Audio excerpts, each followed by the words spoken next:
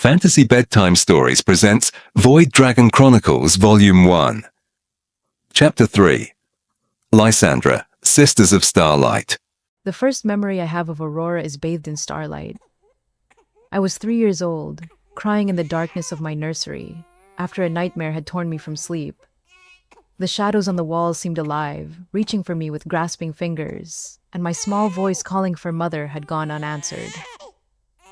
But then, Aurora came, my 5-year-old sister padding barefoot across the cold stone floor, her silver white hair catching moonbeams from the window.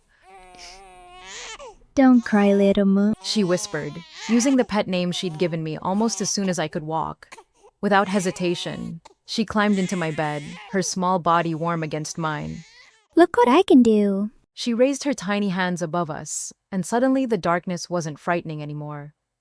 Points of light bloomed from her fingertips, not the harsh illumination of lamp or candle, but gentle stars that danced across my ceiling.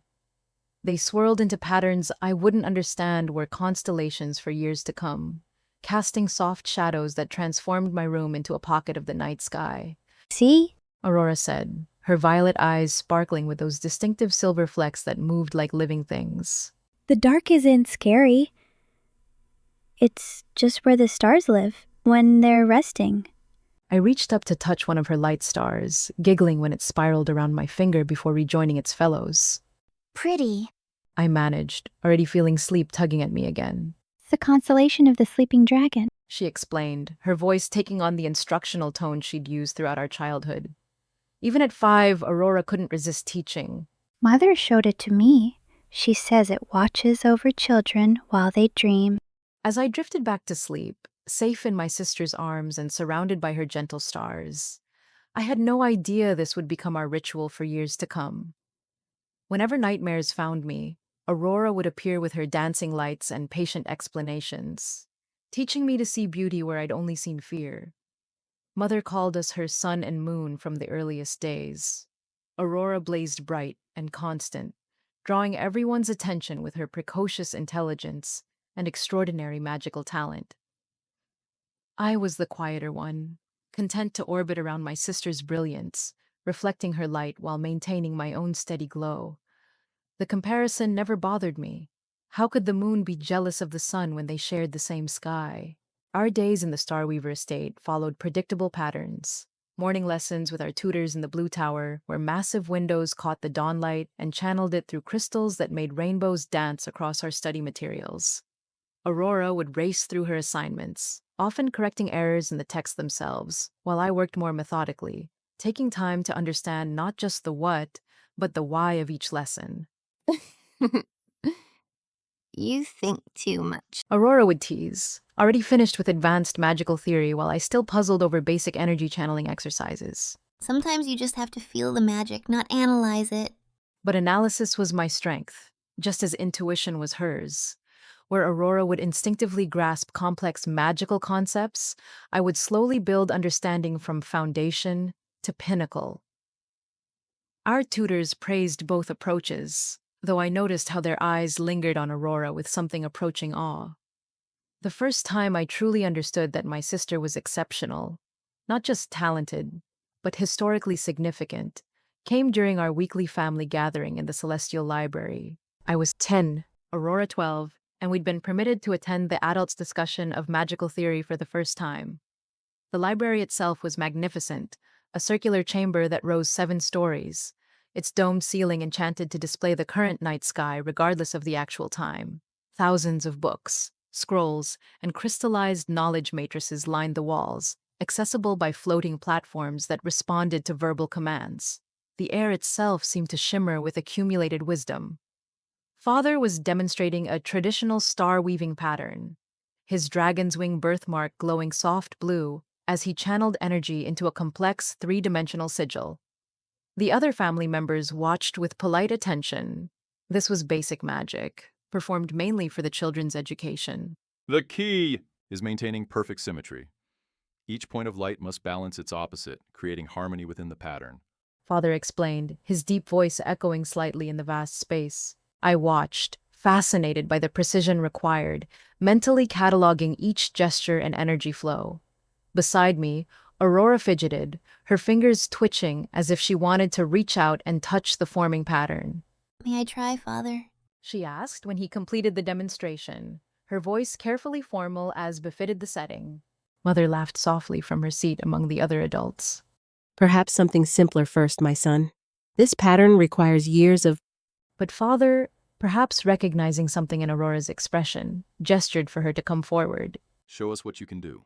What happened next would be recounted at family gatherings for years to come, though I needed no reminders. The image was seared into my memory with perfect clarity. Aurora stepped into the casting circle, her child's form dwarfed by the space designed for adult mages. She studied Father's lingering pattern for a moment, her head tilted in that particular way that meant she was seeing beyond the surface. Then, without any of the preparatory gestures we'd been taught were essential, she began to weave. Light flowed from her fingers like water, but this wasn't the gentle starlight she used to soothe my nightmares. This was power, raw and refined simultaneously, shaped by a will that seemed impossibly mature for an 8-year-old child. She recreated Father's pattern in seconds, then began to elaborate on it, adding layers of complexity that made the adults lean forward in their seats. But Aurora wasn't finished. With a gesture that looked almost casual, she inverted the entire structure, transforming it from a static pattern into something alive. The lights began to orbit each other, following paths that reminded me of the planets Mother had shown us in the estate's observatory. As they moved, they sang, not audibly, but in harmonics that resonated in our bones, our magical cores responding to frequencies we'd never imagined possible. By the first dragons. Someone whispered. Great Aunt Serena, I think, though I was too mesmerized to look away from my sister's creation. Aurora maintained the pattern for exactly the length of time Father's had existed, then dissolved it with a gentle exhale. The light scattered like dandelion seeds, each one winking out as it touched one of the watching family members, leaving behind a sensation of warmth and wonder. The silence that followed was profound. I looked around at the assembled adults, some of the most accomplished mages in our family, and saw expressions ranging from awe to something that might have been fear. It was Mother who broke the tension, rising gracefully from her seat to embrace Aurora. Magnificent, my darling. Though perhaps we should discuss the importance of following established forms before improvising. But I caught the look she exchanged with Father over Aurora's head, saw the unspoken communication between them. Even at 6, I understood that what we'd witnessed wasn't normal, wasn't just talent or precociousness. It was something altogether rarer and more dangerous. That night, as we lay in Aurora's bed, she'd sensed my unease after the library demonstration and invited me to stay with her. I finally asked the question that had been building all evening. Aurora, how did you do that? The singing lights, I mean. That wasn't in any of our lesson books. She was quiet for so long I thought she might have fallen asleep. When she finally spoke, her voice was thoughtful, almost distant. I don't know exactly. I just saw how the pattern wanted to move, like it was alive but stuck in one position. So I let it dance. Weren't you scared? Everyone was staring. A little, but mostly I was excited. There's so much more to magic than what they teach us, little moon. So many possibilities they don't talk about. She admitted, turning to face me. In the moonlight from her window, the silver flecks in her eyes seemed especially pronounced. Maybe they don't talk about them for good reasons, I suggested, already showing the caution that would define so much of my later life. Aurora smiled, reaching out to tap my nose gently. Maybe. Or maybe they've just forgotten how to see them. She yawned, pulling me closer. Don't worry so much, little moon. I'll always be careful. It was a promise she would try to keep, in her own way. But even then, I think we both knew that Aurora's definition of careful would never quite align with the rest of the world's. The seasons turned, and with them came new lessons, new challenges, new demonstrations of Aurora's expanding abilities. By the time she was 12, she had exhausted what our regular tutors could teach and had begun studying directly with elder magisters, who usually only worked with adult mages. By 16, she was corresponding with scholars across the kingdom, her letters full of questions that made learned professors pause and reconsider theories they'd held for decades. And I grew alongside her, my own abilities developing in quieter but no less significant ways. Where Aurora blazed new trails, I mapped the paths she created. Where she intuited revolutionary applications of magic, I documented and analyzed them, creating frameworks that others could understand and potentially replicate.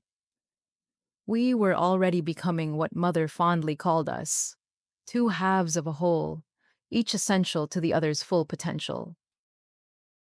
The first sign of what Aurora would become, though I didn't recognize it as such at the time, came during the summer of her 18th year. She had been preparing for her binding ceremony, the ritual that would formally acknowledge her connection to dragon magic and integrate it fully with her developing magical core. Most young Starweavers approached the ceremony with nervous excitement.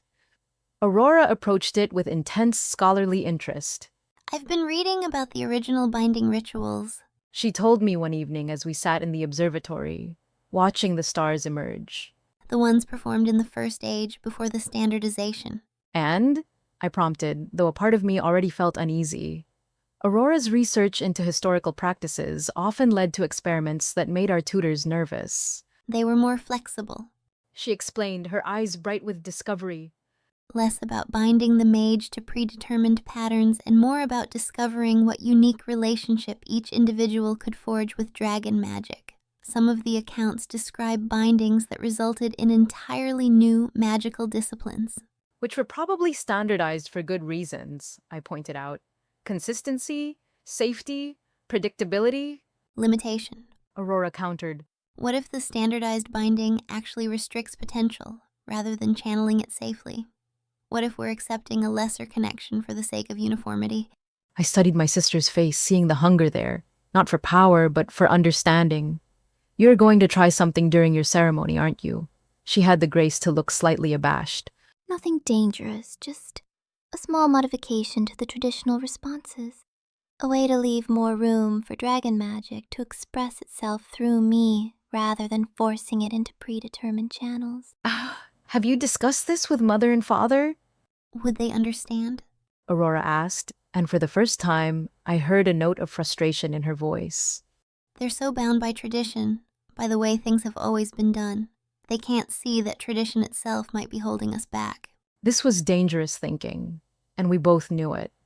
The Starweaver family's strength lay in our consistency, our maintenance of proven methods across generations.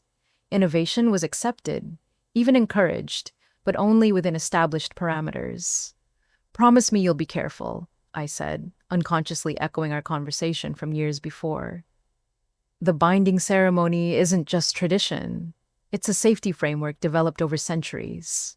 I promise to be as careful as the situation allows, Aurora replied, which wasn't quite the assurance I'd hoped for. When her binding day arrived, the entire family gathered in the Dragon's Hall, our most sacred space. The domed ceiling, inlaid with thousands of dragon scales donated by our ancient allies, gleamed with soft iridescence. The floor bore the family seal, a constellation of stars surrounding a dragon in flight, all rendered in precious metals and gems that conducted magical energy. I stood with our parents on the observation balcony, my stomach tight with nervous anticipation. Below, Aurora entered the ceremonial circle, wearing the traditional white robes that seemed to emphasize her otherworldly appearance. Her silver-white hair had been woven with threads of starlight, a complex enchantment that made her seem to glow from within. The presiding elder, Great Uncle Theron, began the ritual with time-honored words. Who comes before the dragon seeking union with the eternal flame? I, Aurora Eleanor Starweaver, child of stars and seeker of wisdom. Aurora responded, her clear voice carrying easily through the vast hall. So far, everything proceeded normally. The ritual questions continued, each exchange building the magical resonance necessary for the binding. I began to relax, thinking perhaps Aurora had reconsidered her modifications. Then came the crucial moment, when the dragon magic itself was invoked and offered to the supplicant. The air above Aurora shimmered, reality bending as power from beyond our world pressed against the boundaries of the ceremonial circle. This was always an impressive sight, but what happened next exceeded anything in our family's records. Instead of waiting for the power to descend to her, as tradition dictated, Aurora rose to meet it. Not physically, her body remained perfectly still, but something essential within her reached upward, outward, actively grasping for the offered connection. The dragon magic responded with enthusiasm that bordered on violence. Light exploded through the hall, not harsh, but so purely radiant that it seemed to pass through solid matter. The dragon scale ceiling resonated with harmonics that made my bones ache, and I felt Mother's hand grip Father's arm with sudden tension. Aurora lifted from the ground, her body suspended 3 feet in the air by forces beyond normal magical levitation. Her eyes had become pools of liquid starlight, the silver flecks expanding until they consumed the violet entirely. Around her, reality rippled like water disturbed by a thrown stone. But most remarkable was her birthmark's reaction. The hunter's crown pattern on her shoulder blade, usually hidden beneath her clothing, blazed with such intensity that it shone clearly through the ceremonial robes. The light wasn't the soft blue typical of Starweaver birthmarks during magical resonance. It cycled through colors I had no names for, some that hurt to perceive directly. By the first dragons! Father whispered, his voice carrying a mixture of awe and concern. She's not just accepting the binding, she's negotiating with it. That was exactly what it looked like. The dragon magic, rather than simply merging with Aurora's magical core, according to established patterns, seemed to be engaged in some form of communication with her. Energies swirled, combined, separated, and recombined in configurations that made the assembled family members murmur with alarm or amazement. Through it all, Aurora remained serene, her face showing not strain but profound concentration, as if she were solving a particularly engaging puzzle. Her lips moved slightly, counting, I realized, tracking some pattern in the magical exchange that only she could perceive. The process, which should have taken perhaps 5 minutes, stretched to nearly 20. Several family elders moved toward the circle, clearly intending to intervene, but great Uncle Theron held them back with a raised hand. His ancient eyes remained fixed on Aurora, reading something in the display that others missed. Finally, with a sound like the universe taking a deep breath, the excessive energies collapsed inward. Aurora descended gently to the floor, the overwhelming light fading to a soft glow that clung to her form like morning mist. When she opened her eyes, they had returned to their normal violet, but the silver flecks within them moved with new purpose, creating patterns that shifted too quickly to follow. It is done. She said, her voice carrying harmonics that hadn't been there before. I am bound. The traditional response from the presiding elder should have been, "Welcome, child of dragons, to your full heritage." Instead, Great Uncle Theron studied Aurora for a long moment before speaking words I'd never heard in any ceremony. What are you becoming, child? Aurora smiled, and in that expression, I saw my sister as I'd always known her, brilliant, confident, slightly mischievous, but also something more, something that would only grow more pronounced with time. I'm becoming what I was meant to be. She answered. A bridge between what is and what could be. The ceremony concluded with the traditional blessings, but the atmosphere had changed. As family members filed out of the Dragon's Hall, I caught fragments of hushed conversations, worried glances cast toward my sister, speculations about what her unprecedented binding might mean. That night, as we had so many times before, Aurora and I met on her balcony to watch the stars. But this time, she didn't need to create dancing lights for my entertainment. A subtle radiance emanated from her skin itself, as if she had internalized the starlight she'd always channeled. "Are you all right?" I asked, studying her with concern. "What you did today, it looked painful." Not painful. She corrected, her gaze fixed on the constellation that bore her birthmark's name. Overwhelming, yes, like trying to contain an ocean in a teacup, but I managed to expand the teacup, so to speak. Expand it how? She turned to me, and I saw that the moving patterns in her eyes had stabilized into something almost like writing, symbols that appeared and disappeared too quickly to read. By accepting that the boundaries of self are more fluid than we're taught, that consciousness isn't fixed in one form or one understanding of reality. A chill ran through me despite the warm night air. Rora, that sounds... Dangerous? She smiled sadly. Everything worth discovering is dangerous, Lysa. The question is whether we let fear stop us from seeking truth. I wanted to argue, to point out that some truths might be better left undiscovered, but the joy in her face stopped me. Despite the concerns of our elders, despite the unprecedented nature of what had occurred, Aurora was happy. Truly, profoundly happy in a way I'd rarely seen.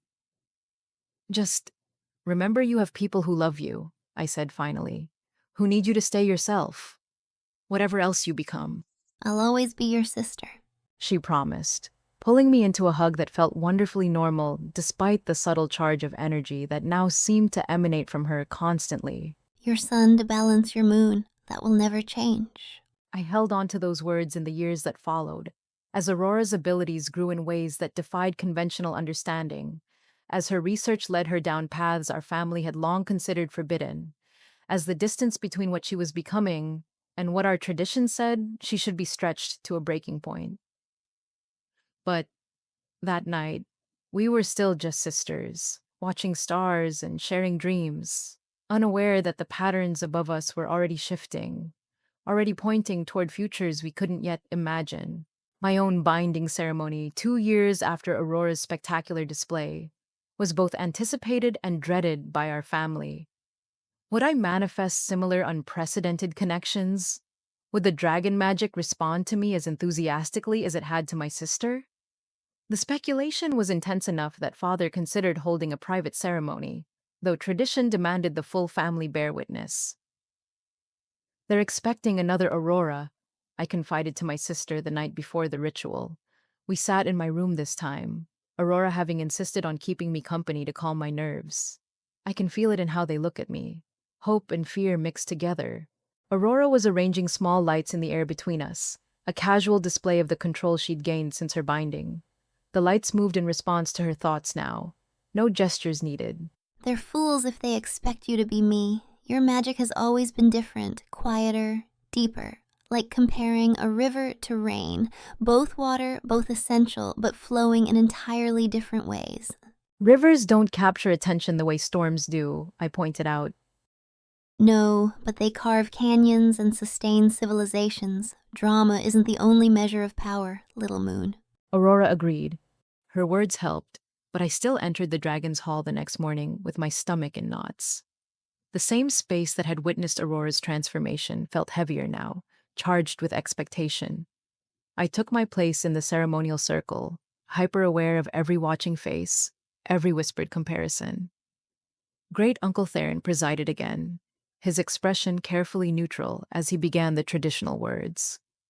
I responded with the prescribed phrases, my voice steadier than I felt. The magical resonance built slowly, layers of energy accumulating with each ritual exchange. When the moment came for dragon magic to manifest, I braced myself for something dramatic. Explosive light, levitation, reality distortion like Aurora had experienced. Instead, what came was quiet. The power descended gently, like silk scarves settling over my shoulders. No blazing radiance, no harmonics that shook the walls. Just a deepening, as if the world had suddenly gained new dimensions I'd always sensed, but never quite perceived. The dragon magic didn't crash into me. It seeped in, finding spaces within my consciousness I hadn't known existed. But something was happening, even if it wasn't visible in the spectacular way Aurora's binding had been. The shadows in the hall began to behave strangely, lengthening and deepening without any change in the light sources. The temperature dropped several degrees, though no one shivered. The cold felt contemplative rather than uncomfortable. My star-crowned birthmark warmed on my upper arm, its glow visible through my ceremonial robes but gentle, steady, a lighthouse beacon rather than a supernova. Through the connection forming between me and the dragon magic, I sensed vast patience, ancient wisdom that moved in geological time rather than mortal moments. Then, unexpectedly, the hall filled with the sound of breathing, not human respiration, but something deeper, older. It was as if the space itself had become aware, drawing in not air, but possibility, potential, the raw stuff of unformed reality. Several family members stepped back from the circle's edge, alarmed by this subtle yet profound manifestation. I felt myself sinking, not physically but perceptually, into layers of understanding that existed beneath surface reality. Where Aurora had reached up and out, I was drawn down and in, toward foundations and roots, toward the bedrock upon which all magical structure rested. In that space, I found something unexpected: connection. Every person in the hall suddenly felt present to me in a way that transcended physical proximity. I could sense their hopes, their fears, their magical signatures as clearly as if they were painted in light. But more than that, I could feel how they connected to each other, to the dragon magic, to the complex web of relationships and power that defined our family's purpose. Memories that weren't mine flickered through my awareness. My grandmother performing this same ceremony decades ago, her grandmother before her, stretching back to the first Starweaver who had forged our compact with the dragons. I was part of a chain, a continuation, a note in a symphony that had been playing for generations and would continue long after I was gone. But there was something else in those depths, something that made my breath catch. Gaps. Spaces where connections had been severed, where understanding had been lost or deliberately obscured. The magical heritage we claimed was incomplete, edited, sanitized. I sensed this not as fact, but as possibility, a truth that could be uncovered if one knew where to look. The vision, if it could be called that, lasted only moments. Then the dragon magic settled fully into my core, finding its home not as the blazing star Aurora carried, but as something more subtle. A lens, perhaps, that would forever change how I perceived the world without dramatically altering my external appearance. When I opened my eyes, when had I closed them, the hall had returned to normal. Mostly. The shadows still seemed deeper than before, and several family members were examining the floor where frost patterns had formed in a perfect circle around my position, delicate as lace and already beginning to fade. "It is done," I said, the traditional words feeling inadequate to describe what had just occurred. "I am bound." Great Uncle Theron studied me with those ancient eyes, and I had the unsettling feeling he knew exactly what I had sensed in those depths. "Welcome, child of dragons, to your full heritage," he said formally. Then, more quietly, "May you use your sight wisely." as I left the circle, accepting congratulations and hiding my disorientation behind appropriate smiles, I caught Aurora's gaze. She stood with our parents, but her attention was entirely on me, reading something in my expression that others missed. Later, she would tell me she knew in that moment that I had seen through veils she was only beginning to identify. The feast that followed my binding was subdued compared to the celebration after Aurora's. Oh, there was pride. I had manifested a deep connection to dragon magic, proven myself worthy of our heritage. But there was also puzzlement. What exactly had happened in that circle? What did those frost patterns mean? Why had the shadows behaved so strangely? It was beautiful, different from what we expected, but beautiful nonetheless. Mother told me privately, her hand warm on my shoulder. Your father thinks you may have connected with the contemplative aspect of dragon magic, the part that observes and preserves, rather than acts and transforms. Is that good? I asked, still processing the experience myself. It's necessary. She assured me. Every family needs its record keepers, its witnesses, and with Aurora blazing new trails as she does. Mother's expression shifted. worry flickering through before she composed herself. Well, someone needs to remember the paths back home. That night, Aurora came to my room as promised, bringing tea and sweet cakes pilfered from the kitchen. We sat on my bed, the familiar comfort of our childhood positions, but everything felt different now. We were both bound, both fully realized in our magical heritage, yet the paths revealed to us couldn't have been more divergent. Tell me, Aurora said simply. what did you see? So I tried, struggling to put into words the sensation of sinking into foundational truth, of perceiving connections normally invisible, of sensing the incompleteness in our family's careful history. Aurora listened with intense focus, occasionally asking clarifying questions that helped me articulate what defied normal description. The gaps. She said when I finished, her excitement barely contained. You saw the gaps, little moon. Do you understand how extraordinary that is? I've been researching for years, piecing together hints and fragments, and you perceived in moments what I've only theorized. But I don't understand what I saw, I protested. Just that something is missing, hidden, lost, maybe. Not lost. Aurora corrected, her eyes bright with possibility. Deliberately obscured. Our family's history has been edited, little moon. Certain events, certain individuals, certain practices, removed from official records, but not from the deep memory you touched. She gripped my hands, her skin still carrying that subtle charge of energy. Together, we can uncover the truth. My ability to push boundaries and your gift for seeing what lies beneath were perfectly positioned to discover what's been hidden. A chill ran through me that had nothing to do with the temperature. Aurora, maybe things were hidden for good reasons. Maybe they're dangerous to know. All knowledge is dangerous. That doesn't mean we should remain ignorant. How can we fulfill our duties as Starweavers if we don't fully understand what we're guarding, what we're maintaining, what we're preventing? She had a point, though something in me resisted the implications. But looking at my sister's eager face, feeling the pull of my own curiosity about those sensed gaps, I found myself nodding. We go slowly, I insisted, carefully. And if we find something truly dangerous, we'll evaluate it together. Aurora promised. Your caution balancing my enthusiasm, just as Mother always said we should. It was the beginning of a new phase in our relationship. No longer just sisters, but partners in discovery, each bringing unique gifts to our shared investigation. Aurora would push forward into theoretical possibilities and experimental applications, while I would delve deep into foundations, seeking the roots of what we'd been taught and what had been concealed.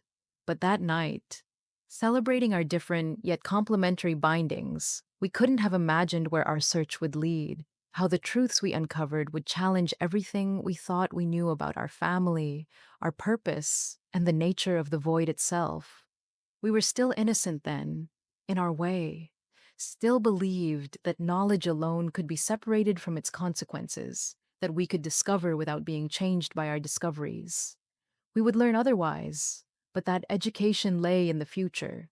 For now, we were simply sisters, bound by love and curiosity, and the dragon magic that flowed through us in such different ways. Aurora raised her teacup in a mock toast. To the sun and moon, may we illuminate what others fear to see, she said, grinning. I clinked my cup against hers, sealing a pact whose full implications neither of us understood. To balance, I replied, may we always find our way back to each other. Outside my window, the stars wheeled in their eternal patterns, indifferent to the small promises of mortal sisters. But deep in the magical structure of our world, something shifted, a tiny alteration in the careful balance between order and chaos, light and void. The change was too subtle for anyone to notice then, but every avalanche begins with a single moving stone. This summer, our lives changed in ways neither of us fully understood at the time. Before starting our education at Ethermore, a special invitation from Father to attend the seasonal council of the Great Houses, where representatives from all branches of the Starweaver family gathered to discuss matters of magic and governance. Normally, we would not permit it at these meetings, but Aurora's growing reputation had drawn the attention of the elders. Your sister shows remarkable potential. Father told me as we prepared for the journey. The council has requested her presence specifically. I nodded, unsurprised. Aurora's abilities had been advancing at a pace that astonished even our most experienced tutors. Just the previous week, she had modified a traditional starlight weaving technique to create three-dimensional memory captures, living moments of light that could be revisited and examined from all angles. "What about me?" I asked, trying to keep the insecurity from my voice. "Did they request me too?" Father's expression softened as he knelt before me. You are attending as my daughter and heir, Lysandra. Your place is assured by birth and by merit. His words were kind, but they confirmed what I already suspected. I was an afterthought to the council, invited only because of my relation to Aurora and my position as a daughter of the main line. Aurora found me later that evening, packing my formal robes for the journey. Without a word, she began helping me fold the delicate star silk fabrics, her hands moving with practiced precision. "Are you excited about the council?" I asked, watching her smooth out wrinkles with a tiny pulse of dragon magic. Not particularly. She replied, surprising me. They just want to see the prodigy perform. There was an edge to her voice I rarely heard. "But isn't that good? They recognize how special you are." Aurora set down the robe she was folding and turned to face me fully. There's nothing special about being treated like a curiosity, little moon. That's all I am to them. A novelty to be examined and discussed. I stared at her, confused by this unexpected bitterness. "But you love showing what you can do with dragon magic. You create new patterns all the time." For us. She emphasized. For you and mother and father. Because it brings joy. Because it's beautiful. She sighed, her gaze drifting toward the window where the first evening stars were becoming visible. The council doesn't care about beauty or joy. They care about power and how to control it.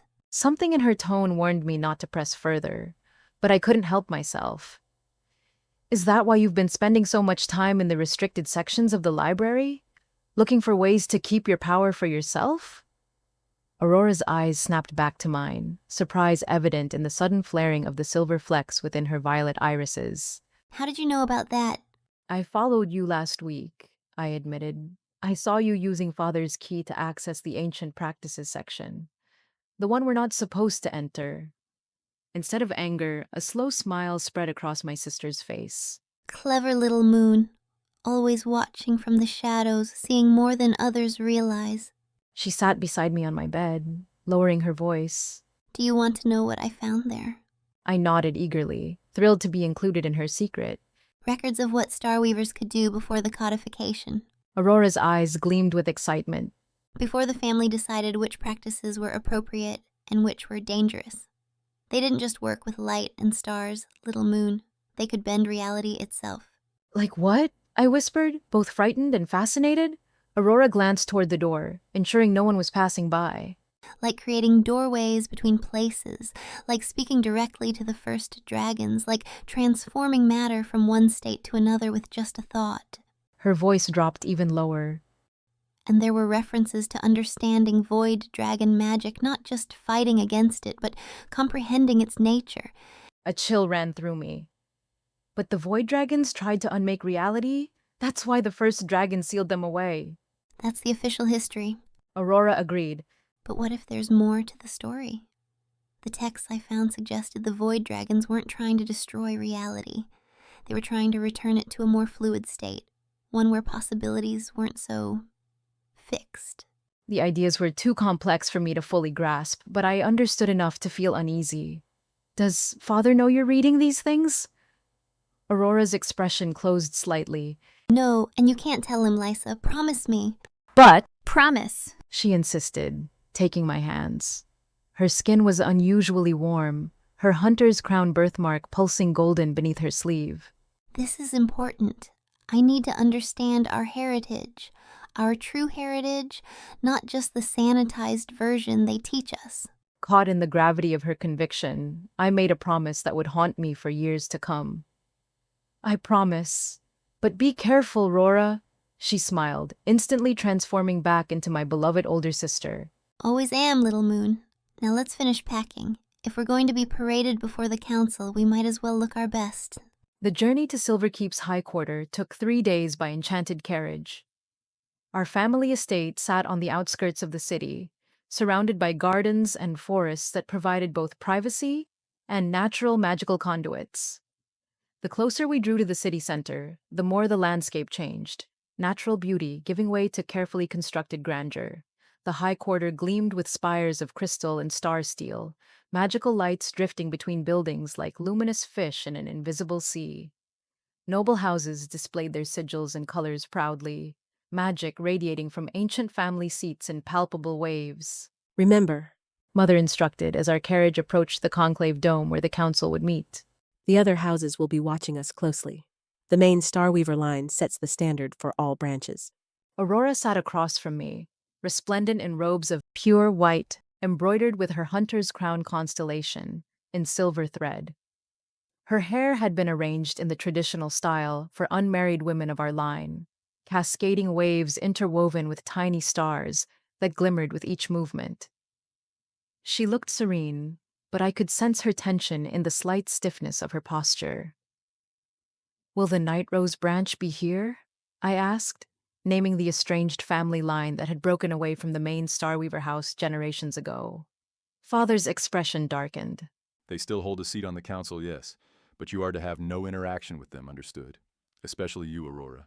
My sister's eyebrow arched slightly. Why especially me? The Night Rose have always been overly interested in those with the hunter's crown birthmark. They believe it indicates an affinity for certain kinds of research they pursue. Mother explained carefully. Void corruption, you mean? You can say it, Mother. I'm not a child anymore. Aurora said bluntly. Mother and father exchanged a look I couldn't quite interpret. Yes. Father said finally. They believe the hunter's crown indicates a special relationship with void energies, which is precisely why you must keep your distance. Their interest would not be in your best interest. Aurora nodded, but I noticed the thoughtful gleam in her eye, the same expression she wore when encountering a particularly challenging magical puzzle. The conclave dome rose before us, a massive hemisphere of enchanted crystal that reflected the sky while simultaneously showing the movements of celestial bodies months in advance. As the seat of magical governance for all branches of ancient dragon-blessed families, it commanded immediate respect. Inside, the dome's interior expanded impossibly, a space far larger than the exterior suggested. 7 tiers of seating curved around a central ritual floor, with each family line assigned specific positions according to their status and magical affinities. The Starweaver main line occupied the highest tier, directly facing the rising sun position. As we took our places, I couldn't help scanning the assembled nobles for the Night Rose branch.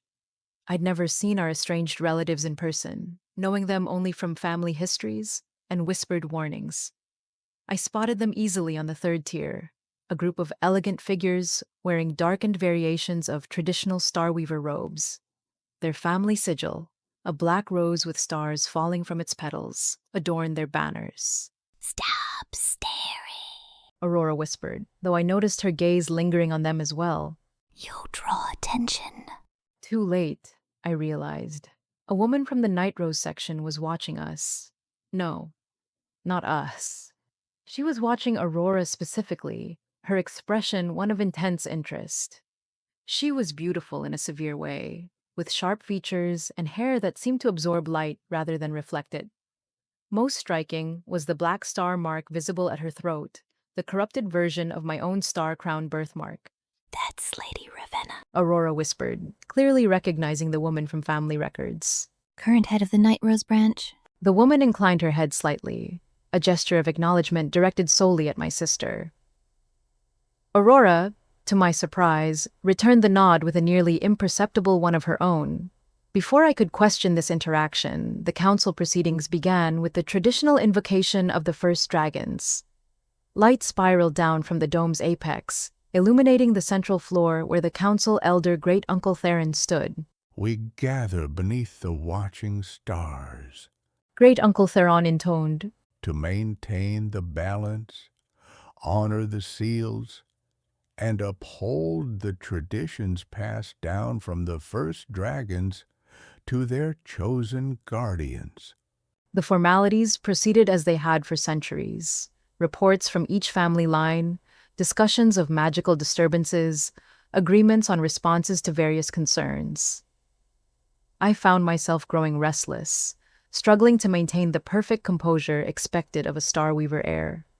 Then, Great Uncle Theron called Aurora's name. We have heard reports of exceptional ability that I can personally validate from the daughter of the main line. He announced. The council requests a demonstration of these talents. Come forth, Aurora Eleonora Starweaver. Aurora rose with practiced grace, though I could see the tension in her shoulders. She descended to the central floor, standing within the ritual circle with perfect posture. What would the council have me demonstrate? She asked, her voice clear and steady despite her youth. Great Uncle Theron gestured expansively. Show us what has caused such excitement among your tutors, young one. Show us what makes your magic unique. For a moment, Aurora stood motionless, and I feared she might refuse. Then, with a subtle shift in her stance, she began. It started simply, patterns of starlight flowing from her fingertips, forming traditional constellations in the air above her. But then the demonstration changed, evolving into something I'd never seen before. The stars she created began to move according to their own celestial mechanics, interacting with each other in complex dances.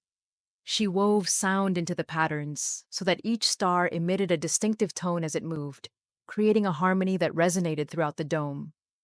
Murmurs of appreciation rose from the assembled nobles, but Aurora wasn't finished. The star patterns expanded, filling the entire ritual circle, then began to transform. Stellar formations shifted into dragons composed of pure light, which flew in spiraling patterns around her. As they moved, the dragons sang, not with sound, but with magic itself, creating resonances that made my birthmark tingle in response. The council members leaned forward, many openly showing amazement. Even Father looked stunned by the sophistication of what she was creating. For the finale, Aurora gathered all the light she had manifested into a perfect sphere above her open palms. The sphere expanded, becoming transparent, revealing what appeared to be a miniature model of our entire world with all its magical ley lines and power confluences visible as threads of golden light. This is what the first dragons saw when they wove the original seals. This is the pattern we are all part of, she said, her voice somehow amplified. The image was breathtaking. Not just technically impressive, but emotionally moving. I felt tears forming in my eyes at its beauty, and I wasn't alone. Many council members were visibly affected. Then, just as the display reached its apex, something unexpected happened. A faint violet light appeared within the golden ley line pattern, tiny points of darkness that seemed to pulse in counterpoint to the established rhythm. They lasted only moments before Aurora smoothly incorporated them back into the primary pattern, but I saw several elders exchange concerned glances. The demonstration concluded with Aurora dissolving the entire creation into a shower of gentle light that rained down upon the council floor before fading entirely. She stood alone in the circle, somehow looking both powerful and vulnerable in the sudden absence of her magic. The silence that followed felt charged with potential, like the air before lightning strikes. Then, one by one, the council members rose to their feet in a standing ovation. The applause echoed throughout the dome, a rare break in decorum that spoke volumes about the impact of what they had witnessed. Only two groups remained seated: our parents, who looked both proud and concerned, and the Night Rose branch, who watched Aurora with calculating intensity. As Aurora returned to our family seating area, I saw Lady Ravenna track her movement with undisguised interest. More disturbing was the slight smile that played at the Night Rose leader's lips, as if something had been confirmed. "That was amazing," I whispered as Aurora took her seat beside me. "But what were those dark points in the pattern? I've never seen you do that before." A shadow passed over her face. Just an experiment. Testing a theory about complementary energies. It looked like... Not now, little moon. she interrupted, her tone unusually sharp. Then, seeing my hurt expression, she added more gently, I'll explain later, when we're alone. The rest of the council meeting passed in a blur of formalities and discussions that held little interest for me. My attention remained fixed on two things: the memory of those violet points in Aurora's golden pattern, and the calculating gaze of Lady Ravenna, who continued to watch my sister from across the dome. That night, we stayed in our family's city residence, a smaller but no less impressive manor built upon one of Silverkeep's magical confluences. Aurora and I shared a suite of rooms, as we always did when traveling, with a common sitting area between our separate bedchambers. I was brushing my hair before bed when Aurora entered from her room, still wearing her formal robes though she had removed the stars from her hair. You should be asleep, She said, though there was no real reproach in her voice. I was waiting for you, I replied. You promised to explain about those dark points in your demonstration. Aurora sighed, sinking gracefully onto the window seat that overlooked the city's glittering expanse. For a long moment, she simply gazed out at the magical lights of Silverkeep, her expression distant. Do you remember that book we found in the Celestial Library last year? The one about magical polarities? She finally asked.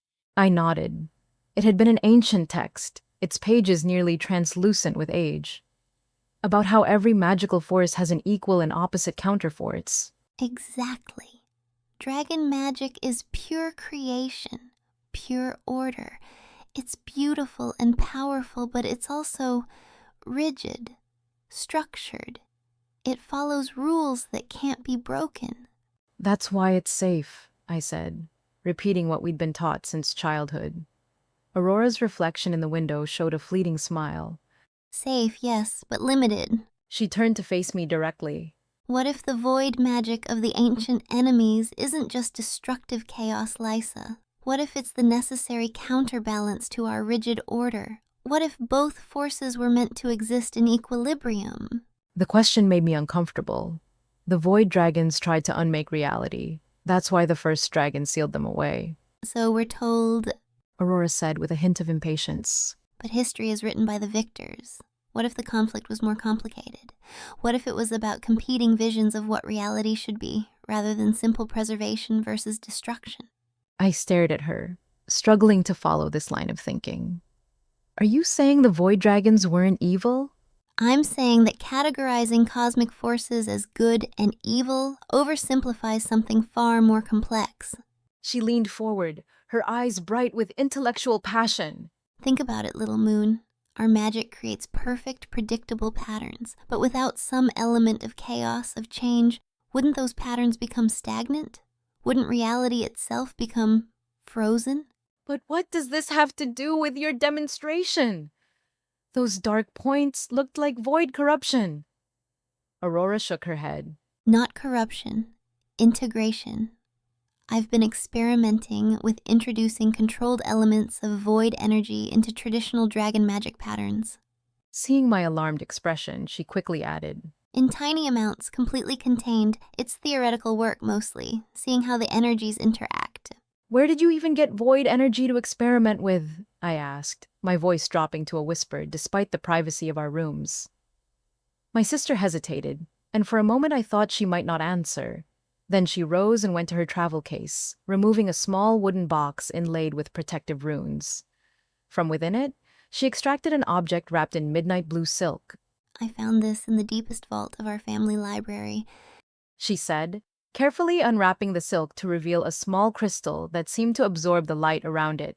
It's a void fragment, a tiny piece of a void dragon's essence, contained and rendered safe by the first dragons themselves. I recoiled instinctively. Even from several feet away, I could sense the wrongness emanating from the crystal. Not evil exactly, but fundamentally alien, like a sound that hurt to hear, or a color that shouldn't exist. You shouldn't have that, I whispered. If Father knew... Father doesn't need to know, Aurora said firmly, rewrapping the crystal. This is research, important research. The family records say there are only 3 such fragments in existence, all supposedly secured in the ancestral vault. But someone moved this one to the library vault centuries ago, hiding it among historical artifacts where no one would think to look for it. Who would do that? And why? Aurora's expression grew thoughtful. That's what I've been trying to discover. The placement seemed deliberate. This fragment was stored with texts about the original sealing ritual, almost as if someone wanted future Starweavers to study them together. She returned the wrapped crystal to its box, securing it with both physical and magical locks. I believe there were Starweavers in the past who questioned the official narrative, who sought a more balanced understanding of the void, perhaps even a way to heal the ancient division rather than simply maintaining the seals. The idea was both fascinating and terrifying. I tried to reconcile this radical thinking with the sister I'd known all my life, the one who created stars to help me sleep, who sang the ancient songs with perfect pitch, who excelled at all the traditional magic our family held sacred. Is this why the Night Rose woman was watching you? I asked. Does she somehow know about your research? Aurora's head snapped up, her eyes narrowing. What do you mean? Lady Ravenna, she was staring at you throughout the council meeting, especially after those dark points appeared in your demonstration. And you nodded to her. For the first time that evening, Aurora looked genuinely discomfited. You noticed that? I notice everything about you, Aurora, I said softly. You're my sister, she sighed, returning to sit beside me on the bed. The Night Rose have a different perspective on void energy. They study it openly, though within strict limitations to avoid council censure. They're void-touched, I said with certainty. Everyone knows that. Some of them are, but not in the way we've been taught to fear. They've learned to integrate small amounts of void energy without becoming corrupted by it. Aurora acknowledged. How do you know this? I asked, growing increasingly concerned. Aurora was silent for a long moment, and when she spoke, her voice had dropped to a near whisper. Because Lady Ravenna sent me a message 6 months ago, a theoretical paper on void integration, along with historical records that aren't included in our family archive. I felt as though the floor had dropped away beneath me. My perfect, brilliant sister, the pride of the Starweaver mainline, had been in contact with our estranged and dangerous relatives. 100 questions crowded my mind, but one pushed to the forefront. Why? Why would she reach out to you specifically? Because of this? Aurora said, pulling aside her collar to reveal her hunter's crown birthmark. This pattern has appeared in only 7 Starweavers throughout our family history. Every one of them has made significant discoveries about void energy. Every one of them has questioned the traditional boundaries. Something cold settled in my stomach. And what happened to them? These 7 Starweavers? Aurora hesitated. No one knows. After their discoveries, they disappear from the family records. The implications were staggering. Our family, the designated guardians of reality structure, had deliberately obscured part of its own past. The foundations of what I believed about our heritage suddenly seemed less solid. This is dangerous, Aurora, I said, gripping her hands. Not just breaking rules dangerous, really dangerous. She squeezed my hands in return. I know, little moon. That's why I've been so careful. That's why I've told no one but you. Her eyes met mine with unusual solemnity. And that's why I need you to promise again that you'll keep my secret. Not just about the crystal, but about everything I've told you tonight. I wanted to refuse, to insist that we tell our parents, seek their guidance, follow the safe and established path. But the pleading look in Aurora's eyes, combined with my own growing curiosity about these revelations, weakened my resolve. I promise, I whispered. But you have to be careful, Aurora. The hunter's crown might mark you for greatness, but it seems to mark you for danger too. She smiled, some of the tension leaving her shoulders. That's why I have you, my little moon, reflecting my light but also tempering it, keeping me grounded when I might fly too close to the void. That night, as I lay in my unfamiliar bed in our city residence, sleep eluded me. I kept thinking about those 7 Starweavers with the hunter's crown birthmark and their unfortunate fates. About Lady Ravenna's calculating gaze. About the void fragment hidden in my sister's travel case, just 1 room away from where I lay. Most of all, I thought about Aurora's demonstration and those tiny points of violet darkness within the golden pattern of reality. They had been beautiful in their way, adding depth and contrast to the perfect structure of dragon magic. But they had also seemed wrong somehow, like the first small cracks in a foundation that might one day collapse entirely.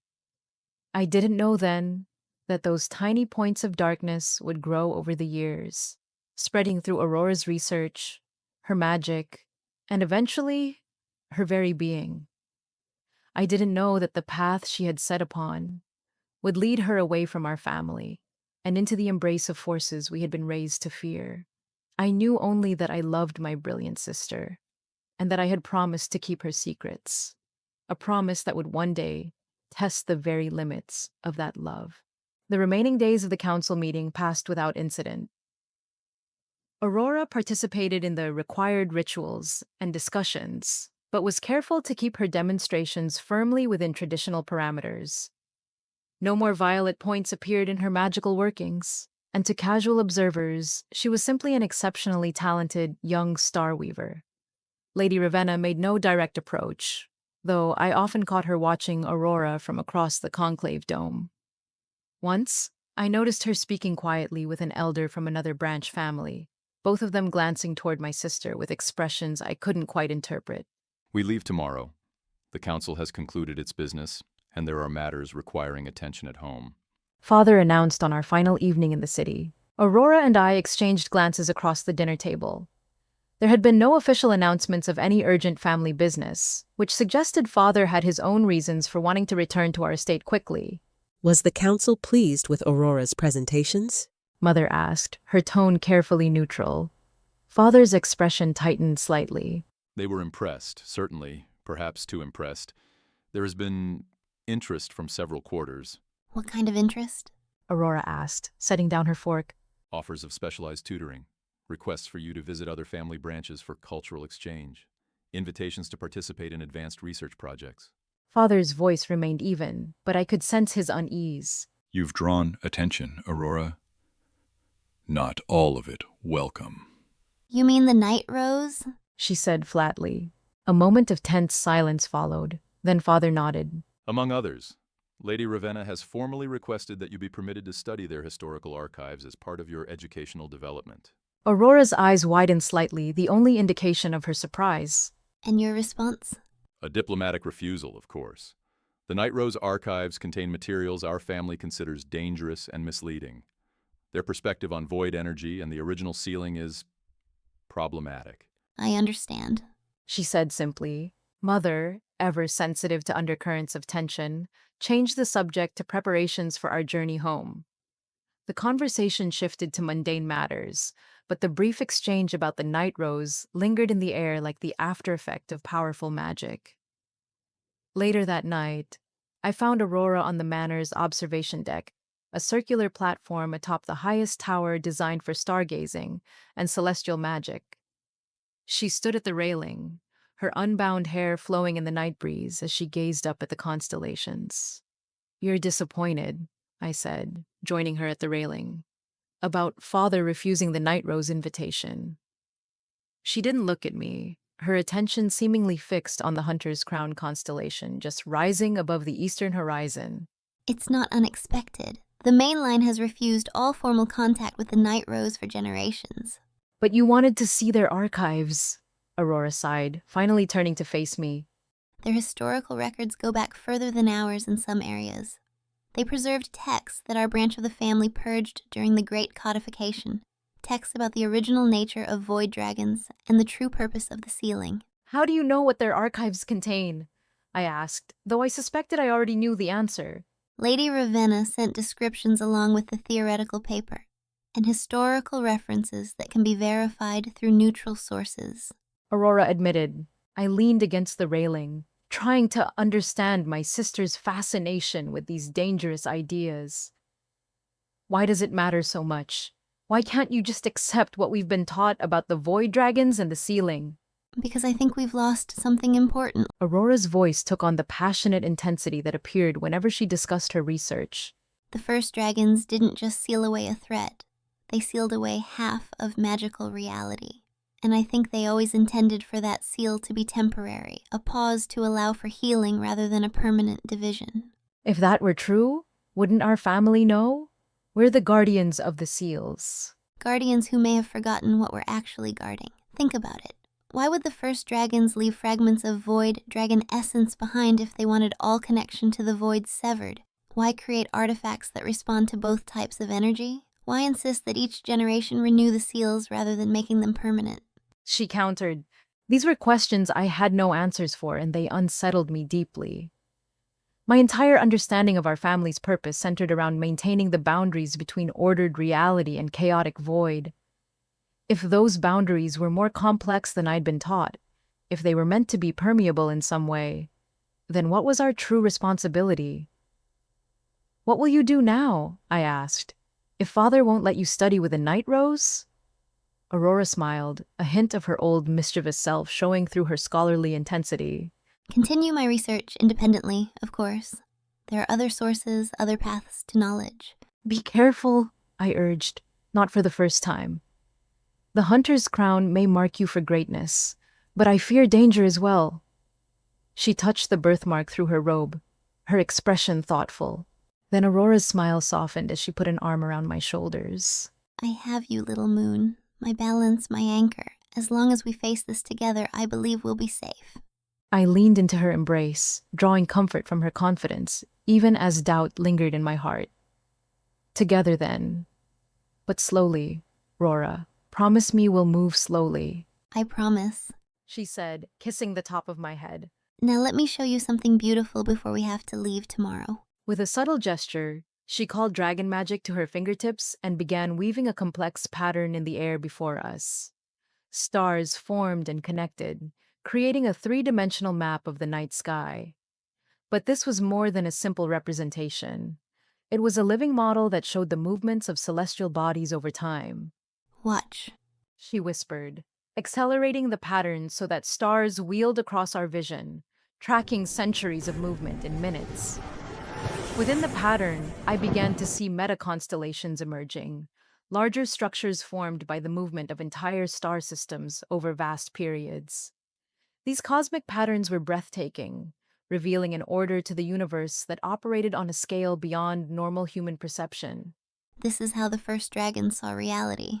Aurora explained, her voice hushed with reverence. Not as fixed points of light, but as rivers of stars flowing through time, creating patterns within patterns.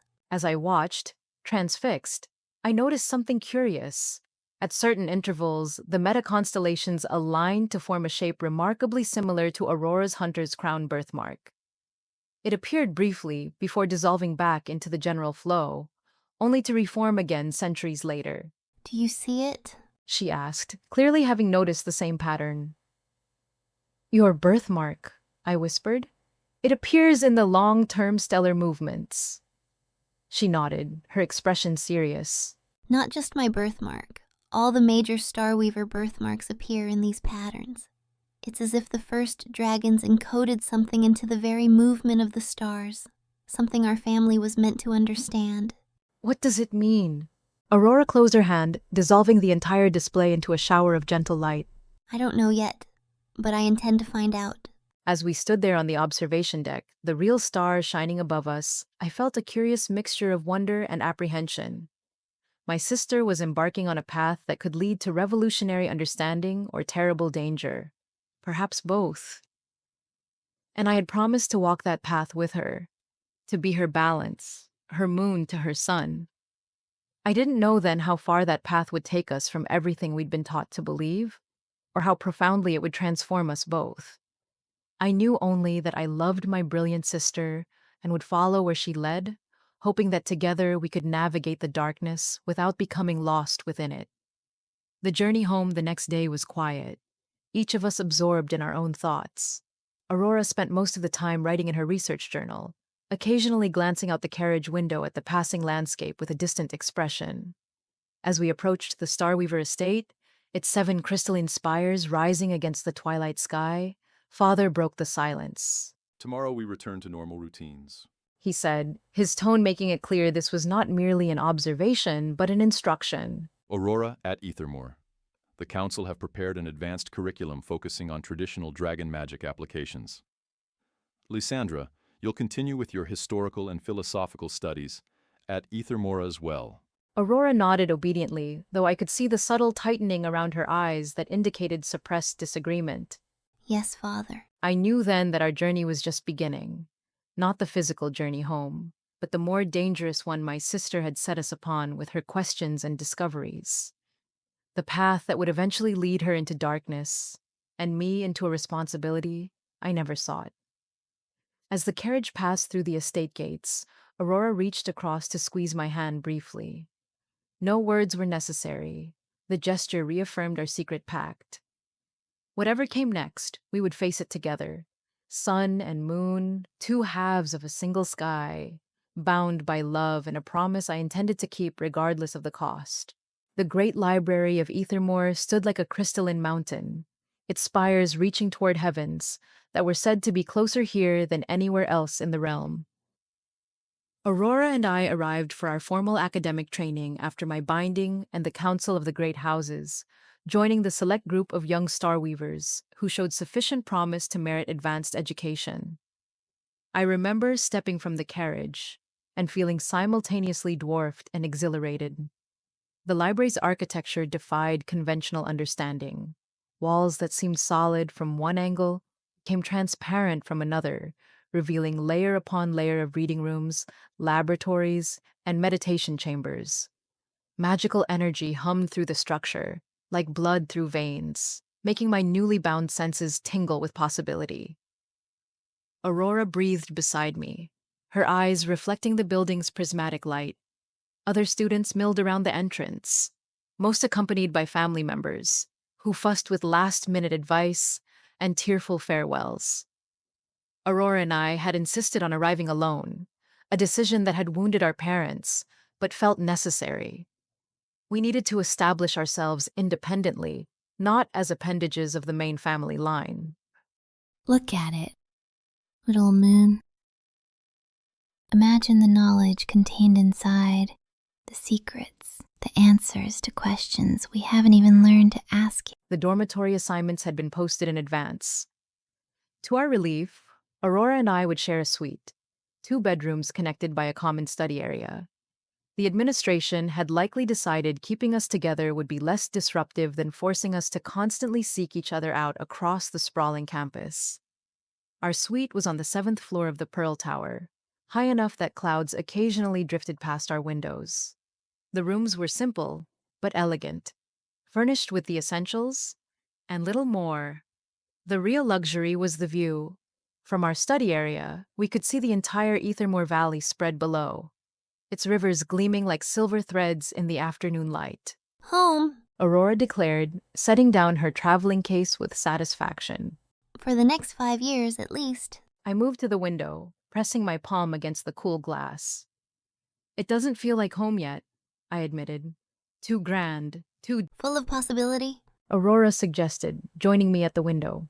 I know it's overwhelming, but little moon, think of what we can accomplish here. The resources available, the minds we can learn from, the questions we can finally pursue without Father looking over our shoulders with disapproval.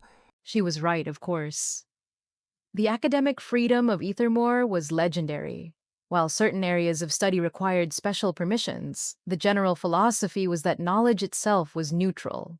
Only its application could be judged good or ill. It was exactly the environment Aurora needed to spread her wings, and exactly the structure I needed to ground my expanding perceptions. Our first weeks passed in a blur of orientation, placement examinations, and initial coursework. Aurora, predictably, tested into advanced classes across every discipline. I placed more variably, advanced in historical analysis and theoretical frameworks, intermediate in practical applications, remedial in combat magic, much to my embarrassment. But it was in our individual research projects that our true paths began to diverge. Aurora threw herself into experimental magic with frightening intensity. Her official focus was novel applications of traditional star weaving. But I knew her true interest lay in pushing the boundaries of what star weaving could become when freed from conventional limitations. Her laboratory space quickly became a maze of crystalline instruments, exotic materials, and containment circles for experiments that made even the progressive Ethermore supervisors nervous. The problem She explained to me one evening, gesturing at a three-dimensional magical construct that hurt to look at directly. is that we treat dragon magic as if it exists in isolation. But it doesn't. It's part of a larger system, one that includes energies we've been taught to avoid or suppress.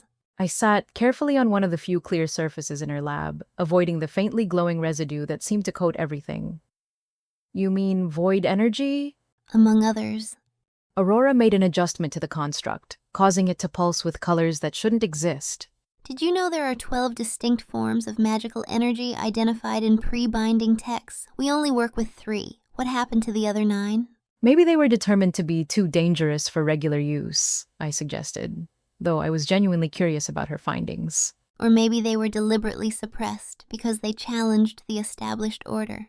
Aurora's voice carried that edge of frustration that appeared whenever she encountered what she saw as artificial limitations. I've been reading accounts from the Void Wars, not the sanitized versions in our standard texts, but personal journals, field reports, fragments that survived the official purges. Aurora, I began, worry creeping into my voice. The Void Dragons weren't mindless destroyers. She continued, ignoring my concern. They had culture, philosophy, their own understanding of reality's nature. What if the war wasn't good versus evil, but order versus chaos? And what if both were necessary for reality's proper functioning? It was a dangerous line of thought, one that skirted the edges of heresy. But I couldn't deny the logical consistency of her arguments, nor the passion with which she pursued understanding rather than power. My own research took a different path. Officially, I was studying comparative analysis of Starweaver historical records, a topic dry enough to avoid scrutiny, while broad enough to encompass almost anything I found interesting. In practice, I was documenting discrepancies. The Ethermore Library was vast beyond easy comprehension. Beyond the public collections lay restricted archives, and beyond those lay the deep vaults where knowledge considered too dangerous or too precious for general access was stored. My binding-enhanced perception allowed me to sense the gaps between what was displayed and what was hidden, to feel the places where seamless historical narrative had been stitched together from edited fragments. I spent long hours in the dustiest corners of the archives, comparing different versions of the same events, noting which names appeared and disappeared across tellings, tracking the slow modification of family doctrine across generations. What emerged was troubling, a pattern of deliberate revision aimed at presenting the Starweaver legacy as more unified, more purely heroic than reality suggested. Look at this, I told Aurora one evening, spreading several historical texts across our shared study table. 3 different accounts of the sealing of Kantos Rift. The first, written within a decade of the event, mentions a Starweaver named Alara Voidwalker as instrumental in the success. The second, 50 years later, reduces her to a minor participant. The third, which is what we studied as children, doesn't mention her at all. Aurora leaned over the texts, her quick mind immediately grasping the implications. Alara Voidwalker. That's not a name that suggests orthodox methods. It gets stranger, I continued, pulling out my notes. I found 17 references to individuals with void incorporated into their earned names prior to the third purification. After that, nothing. It's as if an entire branch of magical practice was excised from family history. Or driven underground. Aurora suggested, her eyes bright with possibility. Little Moon, what if there have always been Starweavers who understood that void energy wasn't inherently corrupting? What if they've been working in secret, preserving knowledge the mainstream family rejected? The thought sent chills through me, partially from fear, partially from excitement. If such a group existed, they would have access to centuries of accumulated understanding about the very energies Aurora was trying to explore through experimentation. Our evening discussions became a regular ritual, sharing discoveries over tea as stars emerged outside our window. Aurora would describe her latest experiments, attempts to harmonize opposing energies, to find stable configurations that incorporated elements traditionally considered incompatible. I would counter with historical precedents, warnings from the past, patterns that suggested both the potential and danger of her pursuits. The hunter's crown birthmark has appeared 7 times in recorded family history, I reported one night, having spent the day tracking genealogical records. Tracking genealogical records, their stories are deleted. Aurora touched her shoulder blade where her own hunter's crown mark lay hidden beneath her robes. Then, she reached across the table to squeeze my hand. None of them had a moon to balance their sun, a sister to anchor them when they flew too close to dangerous truths. I'm not like them, little moon. I have you. The certainty in her voice should have reassured me. Instead, it heightened my awareness of the responsibility I carried, not just as her sister, but as her self-appointed guardian, against the very fate that had claimed others like her. As our first year progressed, Aurora's experiments grew more complex and her theoretical frameworks more radical. She published papers that sent ripples through the academic community, some hailing her as a visionary, others warning against the dangerous precedents she was setting. Her laboratory became a pilgrimage site for other unconventional thinkers, and increasingly, a source of concern for the Ethermore administration. I watched it all with growing unease tempered by genuine admiration. Aurora's brilliance was undeniable, her insights revolutionary. She demonstrated applications of star weaving that made senior magisters reconsider fundamental assumptions. But with each success, she pushed further from accepted practice toward territories our family had marked with dire warnings. The first major incident occurred near the end of our first year. I was in the deep archives, tracking a particularly elusive historical thread when the building's alarm crystals began resonating. A deep, urgent tone I'd only heard during drills. The specific pattern meant magical containment breach, highest priority. I ran through the library's shifting corridors, my heart already knowing the source. A crowd had gathered outside Aurora's laboratory, held back by a barrier of emergency ward light. Through the translucent shield, I could see my sister at the center of a magical configuration unlike anything in our texts.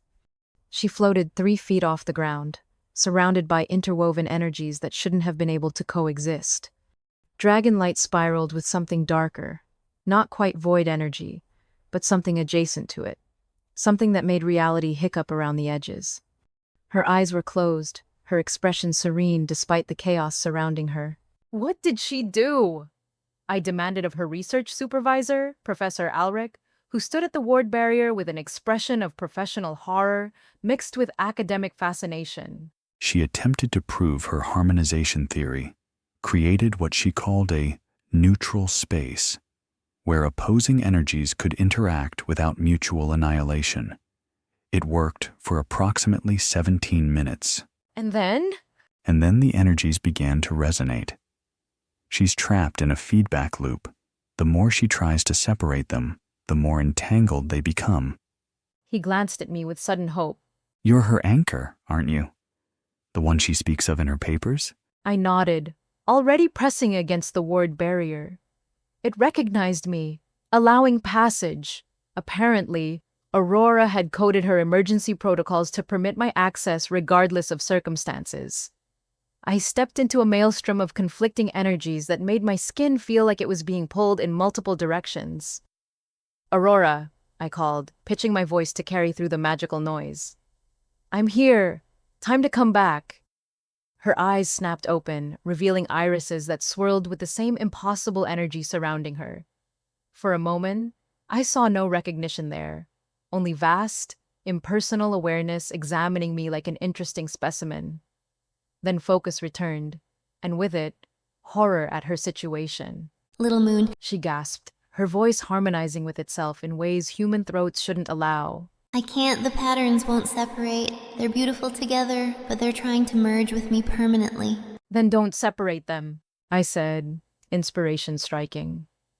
Complete the experiment. You created a neutral space. Now close it. Collapse it back to a single point and let the energies return to their natural states. Of course. Aurora's expression shifted to wonder. Not separation, but controlled conclusion. She closed her eyes again, and I watched the impossible energies begin to spiral inward, condensing rather than dispersing. The process was visually stunning, like watching a galaxy collapse into a star, then into a point of light so bright it transcended the visible spectrum. Then, with a sound like the universe sighing, it vanished. Aurora dropped to the floor, caught by my waiting arms. Successful experiment. She murmured against my shoulder, exhausted but triumphant. Proved the theories. Just need better containment next time. Next time, I pulled back to look at her face. Aurora, you nearly merged permanently with energies that shouldn't exist in the same space. There can't be a next time. But even as I said it, I saw the hunger in her eyes, not for power, but for understanding. She had touched something extraordinary, and no amount of danger would stop her from pursuing it further. The incident resulted in a formal review, restrictions on her laboratory access, and mandated supervision for future experiments. Aurora accepted the sanctions with good grace, then immediately began working around them. She couldn't help herself. The need to understand, to push beyond accepted limitations, drove her like a physical compulsion. I doubled my own research efforts, seeking historical precedents that might guide or warn. What I found was both encouraging and terrifying. The suppressed record spoke of Starweavers who had achieved temporary synthesis of opposing forces, who had glimpsed unified theories of magic that transcended the binary of order and chaos. But they also detailed the costs: madness, transformation, dissolution of self into something unrecognizable. There has to be a way. Aurora insisted during one of our late-night discussions. A path between blind rejection and total absorption. The ancients knew something we've forgotten. I can feel it in the mathematics, see it in the patterns that emerge when different energies interact. Maybe they forgot it for good reasons, I suggested, though I was beginning to doubt the simple narrative myself. Maybe some knowledge is too dangerous to preserve. All knowledge is dangerous, Aurora countered, echoing her frequent refrain. But ignorance is death. How can we guard against the void if we don't understand what it truly is? How can we maintain seals when we don't comprehend what they're sealing? They were questions I couldn't answer, questions that would only grow more pressing as our research continued. But that night, with Aurora safe beside me and the stars familiar outside our window, I pushed aside larger concerns to focus on the immediate. Tell me about the neutral space, I requested. What did it feel like when the energies were in harmony? Aurora's face lit up, exhaustion forgotten in the joy of sharing her discovery. She spoke of patterns beyond description, of understanding that transcended language, of possibilities that existed in the spaces between what we thought we knew. I listened, taking notes, asking questions that helped her articulate the ineffable. It was what I could offer, not the brilliant leaps of intuition that carried her beyond conventional borders, but the steady presence that helped her find words for her experiences, that kept her connected to the human, even as she touched the transcendent. I was her anchor, her translator, her constant reminder that however far she traveled in pursuit of truth, someone waited to help her find the way home. But homes, I was learning, were not fixed points. They could shift, evolve, transform as surely as the people who inhabited them. And our home, the shared understanding between sisters, was already beginning its own metamorphosis, shaped by the divergent paths we walked even as we tried to walk them together. The change began subtly during our second year at Ethermore. At first, I attributed Aurora's increasing pallor to long hours in her laboratory, her distracted manner to the complexity of her research. But as autumn deepened toward winter, the signs became impossible to ignore. I noticed it first in her eyes.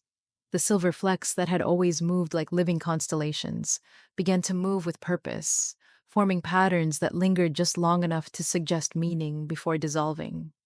During our evening discussions, I would catch myself staring, trying to decipher what looked almost like writing in an unknown script. You're doing it again, Aurora said one night, amused rather than annoyed. Studying me like one of your historical artifacts. Your eyes are changing, I admitted, setting down my teacup. The patterns, they're not random anymore. She tilted her head, considering. I've noticed that too. I think it's a resonance effect from extended exposure to harmonized energies. The dragon magic in my core is adapting, learning new expressions. Or being corrupted by void influence. I suggested carefully, knowing how she hated that term. Corrupted implies degradation. Aurora countered with the patience of frequent repetition. What I'm experiencing is evolution. My perceptual capabilities are expanding, allowing me to see patterns that were always there but previously invisible. To demonstrate, she gestured at the air between us. Where I saw nothing, she clearly perceived something, her fingers tracing intricate patterns with absolute certainty. After a moment, soft light began to follow her movements, but this wasn't the warm gold of traditional star weaving. This light held depths, shadows within its brilliance that created an almost three-dimensional effect. It's beautiful, I said, because it was. But it's also different from anything in our traditions. Because our traditions are incomplete. Aurora let the light fade, her expression earnest. Little moon, what if I told you I've been having dreams? Not normal dreams, visions of the time before the sealing, when dragon and void energies mingled freely. I see cities that existed partially in multiple realities, beings who could walk between worlds as easily as we walk between rooms. A chill ran through me. Dreams or memories? What's the difference? She leaned forward, excitement breaking through her fatigue. If consciousness can transcend individual existence, if the hunter's crown connects me to others who bore it, then their experiences become accessible. Their knowledge becomes mine. Their fate becomes yours, I warned, unable to keep the fear from my voice. Aurora, you're walking the same path that destroyed them. No, I'm completing the path they began. Each hunter's crown bearer advanced our understanding a little further before fear their own or their family stopped them. But I have advantages they didn't. I have you. I have access to centuries of accumulated knowledge, and I have the will to see this through to its conclusion, she said firmly. She reached across the table to grasp my hand. Her hand felt wrong and mine too cool, with a subtle vibration that made my bones ache. But I held on, unwilling to show how much the physical changes disturbed me. This was still Aurora, still my sister, even if she was becoming something I didn't fully understand. A few months later, Aurora's research took a catastrophic turn that would change everything. It started as what Aurora called a dimensional resonance experiment, an attempt to create a stable window between our reality and the void spaces she'd been studying.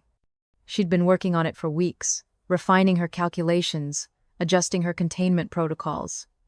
I'd been helping, despite my reservations, documenting each iteration and noting the increasing strain it placed on both the laboratory's protective wards and Aurora herself. This is the breakthrough, little moon. If I can stabilize the window for even a few minutes, we'll have direct observational data about void space. No more theories, actual measurable proof. She told me that fateful evening, her eyes bright with feverish excitement. The administration will never approve this, I pointed out, reviewing her experimental setup. The array of crystals, focusing mirrors, and containment circles was more complex than anything even senior researchers attempted. Which is why I'm asking for approval. Sometimes forgiveness is easier to obtain than permission. Aurora's smile held a reckless edge that had been appearing more frequently. This is uncharted territory. Perhaps we go over these with a senior researcher, and they could get the administration approval. You've grown more cautious with each passing month, more aligned with family orthodoxy. When did you stop being my partner in discovery and become another guardian of the status quo? She stood abruptly, pacing with agitated energy. I haven't changed, Aurora. But you have. Look at yourself. Really look. The physical alterations, the shifted perceptions, the increasing isolation from anything that doesn't feed your research. Can't you see what's happened? I see perfectly. I see someone who promised to be my anchor becoming dead weight instead. Someone who swore to help me find truth, backing away when that truth proves uncomfortable. The accusation hit like a physical blow. We stared at each other across a gulf that felt suddenly insurmountable. This was our first real fight, not the playful arguments of childhood or academic disagreements, but a fundamental conflict about who we were becoming and what we valued most. I'm just trying to protect you, I said finally, my voice small in the charged atmosphere. From what? From knowledge? From growth? From becoming what I'm meant to become? I don't need protection, Lysandra. I just need you to help me if you want. If not, then get out of my way. Aurora's anger faded into something more painful disappointment. Was Aurora right? Had I become so focused on historical warnings that I'd stopped seeing the potential in her discoveries? Or was I the only thing standing between my brilliant sister and the fate that had claimed every hunter's crown bearer before her? Look, Aurora, I'm sorry. I just wanted to... Let's just get this over with. I should have refused to participate, should have reported her plans to the supervisors. Instead, I took my position at the observation station, stylus ready to record whatever happened. Because, despite my fears, I think, I did not want my sister to stop trusting me. Aurora began the activation sequence at precisely midnight, when the magical currents flowing through Ethermore were at their most stable. The crystals lit up in sequence, each one adding its voice to a growing harmonic that made the air itself sing. The focusing mirrors caught and redirected energies I could barely perceive, weaving them into patterns that hurt to look at directly. For the first 17 minutes, everything proceeded according to Aurora's calculations. A point of absolute darkness appeared at the center of her array knot, an absence of light but a presence of something else, something that existed outside our normal understanding of illumination and shadow. The point expanded slowly, carefully controlled by Aurora's will and the containing circles she'd inscribed. It's working, Lysandra. Are you recording this? She breathed, sweat beading on her forehead from the effort of maintaining control. I was, though my hands shook as I wrote. The instruments were registering impossible values-negative energy densities, probability fluctuations, temporal distortions that suggested the window wasn't just looking into void space, but somehow existing across multiple moments simultaneously. Then, at minute 18, something looked back. I saw at first in Aurora's expression her triumph shifting to shock, then to something between terror and awe. The carefully controlled window pulsed, expanded, contracted, then began to oscillate wildly between states. Aurora, shut it down! I shouted, abandoning my station to move toward her. I can't! Her voice cracked with strain. There's something on the other side. Something aware. It's trying to... The rest of her words were lost as the laboratory's alarm crystals activated. Not the standard warning for magical overflow, but the deep, primal tone reserved for catastrophic breaches. The sound reverberated through the entire Ethermore complex, a clarion call that would bring every supervisor, every protective mage, every authority figure running. But they would be too late. The window Aurora had opened was no longer a passive observation point. Something was actively pushing through from the other side. Not a creature or entity in any sense we understood, but a presence that made reality hiccup around it. The carefully maintained order of the laboratory began to dissolve. Books aged decades in seconds, before reverting to freshly bound volumes. Crystals sang harmonies that preceded their own creation. The walls became temporarily permeable, showing glimpses of rooms that didn't exist in our dimension. Together! Aurora shouted, reaching for me with desperate urgency. I mean your anchor! Your perception! I didn't hesitate. I grasped her outstretched hands, feeling the alien energies coursing through her, and opened my enhanced perception fully for the first time. What I saw nearly shattered my mind. Layers upon layers of reality stacked like transparent sheets, each one showing a different version of our laboratory, our experiment, ourselves. In some layers, we had never attempted this. In others, we had succeeded beyond imagining. In one terrifying glimpse, I saw Aurora fully transformed, more void than human, looking back at me with eyes that held no recognition. But beneath the chaos, I found what Aurora needed, the thread of our original reality, the baseline truth of who and where we were. I held onto it with everything I had, becoming the anchor that allowed Aurora to navigate back from wherever her consciousness had been pulled. Working together, we began to collapse the window. Not gently, as Aurora had planned, but with desperate force that sent shockwaves through every magical system in Ethermore. I felt the moment when whatever had been trying to push through finally retreated, releasing its hold on our reality with what almost seemed like amusement. The window snapped shut with a sound like the universe catching its breath. Aurora and I collapsed to the floor, still holding hands, both shaking from the effort and the revelations of what we'd witnessed. That's how the supervisors found us when they burst through the door, two young women clinging to each other in a laboratory that looked like it had been through a localized reality storm. Equipment was aged, renewed, partially phased, or simply missing. The walls bore scorch marks that formed patterns in mathematical languages that hadn't been invented yet. And in the center of it all, a perfect circle of normalcy, where Aurora and I sat, protected by our combined will and connection. The inquiry that followed was swift and decisive. Aurora's experiment had not only violated numerous safety protocols, but had potentially exposed the entire Aethermore complex to void contamination. The fact that we'd managed to contain the breach was seen not as admirable but as evidence of how far beyond acceptable boundaries we'd pushed. You could have destroyed everything. Archmagister Solandis told us during the formal hearing. Not just the laboratory, not just yourselves, but the entire accumulated knowledge of this institution. Void breaches of that magnitude can cascade, consuming reality in expanding spheres until nothing remains but chaos. But we controlled it.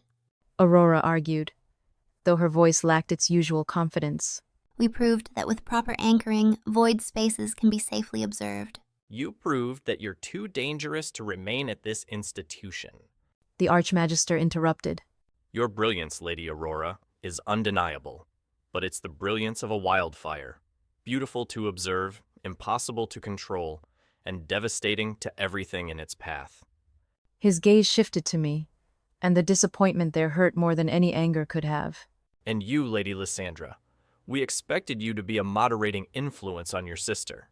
Instead, you enabled her most reckless impulses.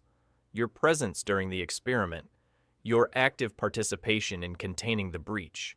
These show that you're not the anchor we hoped you'd be, but an accomplice to dangerous thinking.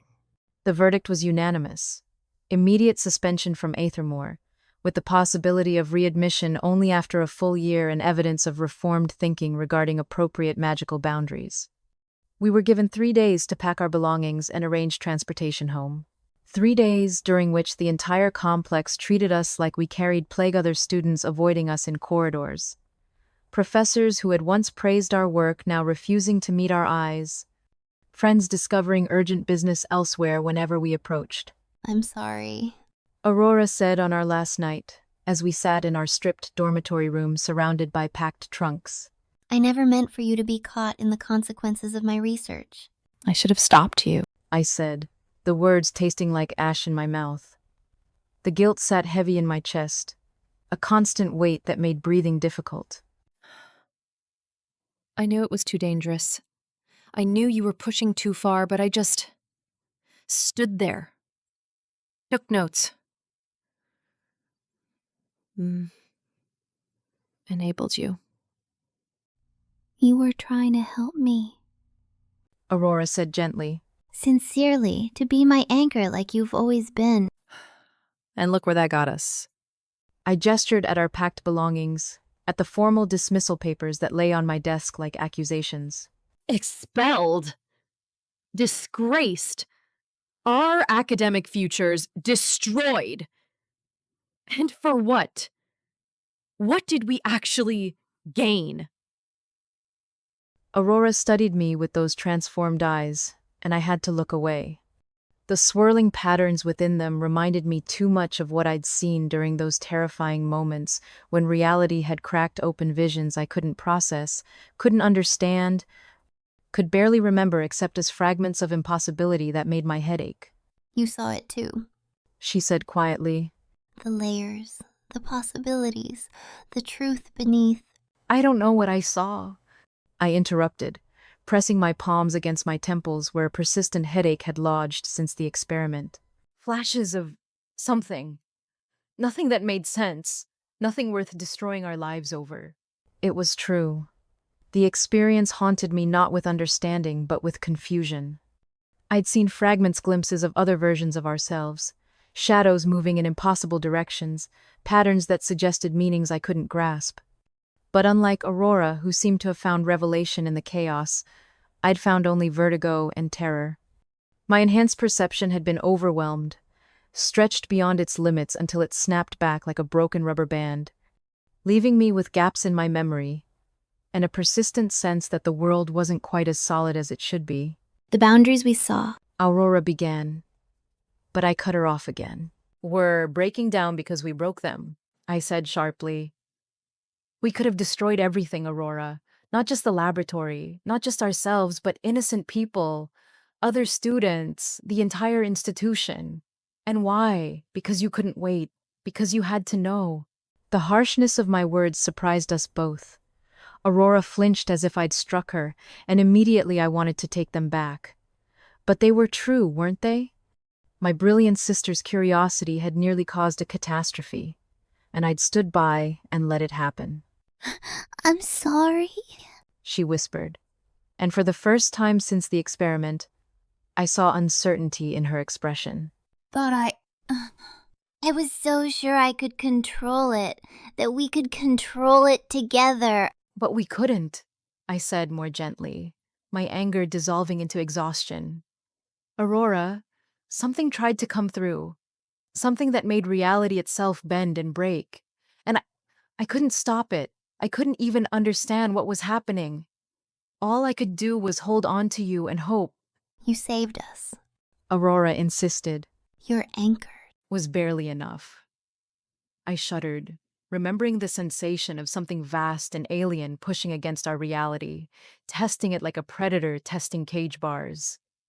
And next time? What if there's a next time and I'm not strong enough? What if my anchor fails and you're lost to whatever that was? Aurora moved to sit beside me on my stripped bed, careful not to touch me. She'd noticed how I flinched away from physical contact since the experiment. Her transformed energy made my skin crawl in ways I couldn't explain. There won't be a next time, she said quietly. Not like that. I understand better now. The forces involved, the preparations needed. Do you? I challenged, finally meeting her gaze despite the discomfort it caused. Because from where I'm sitting, it looks like you're already planning the next experiment, already thinking about how to do it better next time. And that terrifies me, Aurora, because I know I won't be strong enough to stop you. I couldn't stop you this time, even knowing how dangerous it was. Silence fell between us, heavy with unspoken truths. The gulf that had been growing throughout our time at Aethermore had become a chasm, widened by my guilt and her transformation. I'd failed in my role as her anchor, her voice of caution. I'd let my curiosity override my judgment, and now we were both paying the price. What do we do now? I asked eventually, the question feeling heavier than it should. We go home. We face our parents' disappointment. I'll continue my research, privately and carefully. And you'll do what you think is right, even if that means distancing yourself from me and my work. I would never. You already are. Aurora replied softly. And I understand. What happened, what you experienced, it wasn't what I intended. You weren't ready for that level of exposure. I pushed too hard, too fast, and you got caught in the wake. Her words stung because they held truth. I was pulling away, building walls between us that had never existed before. The experiment had shown me exactly how far Aurora was willing to go, how little my cautions meant when weighed against her hunger for knowledge. And it had shown me my own weakness, inability to be the anchor she needed, the voice of reason she would actually hear. I should have stopped you, I said again, more to myself than to her. You couldn't have. Any more than you could stop the sun from rising or the tide from turning. Some things are inevitable, little moon. The question is whether we face them with eyes open or closed. But my eyes felt anything but open. They felt damaged, overwhelmed by glimpses of truth too large to process. I'd seen something during those terrible moments when reality cracked. But unlike Aurora, I hadn't found understanding. Only confusion, fear, and the certainty that I'd failed in the one role that mattered most, protecting my sister from herself. We returned home as failures in the eyes of the academic world, but that external disgrace paled beside my internal shame. Aurora might have gained insights worth the cost, but all I'd gained was the knowledge of my own inadequacy. When the crucial moment came, I hadn't been strong enough to stop her. And in the shadows that seemed to follow our carriage home, in the spaces between what was real and what was possible, I could feel something watching, waiting. Something was going to make our lives even worse. Even then, I knew with sick certainty that this was just the beginning, and things were going to get worse. I just did not know how bad things would have gotten.